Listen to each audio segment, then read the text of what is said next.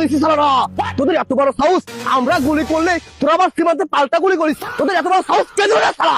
শোনো দাদা নিধিপাল, আজ তোমার কটা কথা কব, তুমি সত্য কি মিথ্যা নিজেই বুঝতে পারবে। ঠিক না বে ঠিক নিজে বুঝতে পারবে। কি রাগ করলা? না দাদা, তোমরা এমন এক জারি ঠাপাইনি জাত, সারা জীবন সীমান্তে গোলাগুলি করছো, মনে করছো বাংলাদেশিরা কিছু করে ফেলবে না।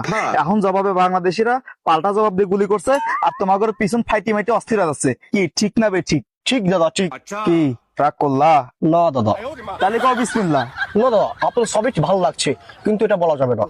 আচ্ছা যাই হোক, তোমরা এমনই এক জাত, নতুন নতুন পশ্চিমবঙ্গে ক্ষমতা পায়া গরু কুরবানি দেওয়া নিষেধ করে দিছাও, গরু কিনা বেচা করা নিষেধ করে দিছাও। তোমরা মনে করছো এই গরু কিনা বেচা নিষেধ করলে, গরু কুরবানি দেওয়া নিষেধ করলে মুসলমান করে গরু কুরবানি দেওয়া বন্ধ হয়ে যাবে, কুরবানি ঈদে নষ্ট হয়ে যাবে।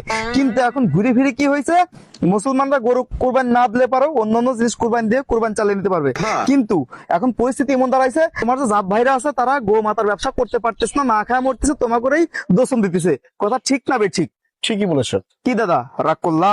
না দাদা, তাহলে এক কাজ করো, ওই যে গুলির পাল্টা জবাব আমাকে বিজেপি দিছে, ওই গুলি কটা পিছনে ভরে নিয়ে যে ফাদাফাদি করতে করতে আইছিল, ওই ফাদাফাদি চুপসে যায় সুন্দর করে চলে যাও। কি রাগ করলে? না দাদা, ছাড়ুন, হাতটা ছাড়ুন, চলে যাবো। শালা দেখে নেবো তোকে, দেখে নেবো। কি দাদা রাগ করলেন?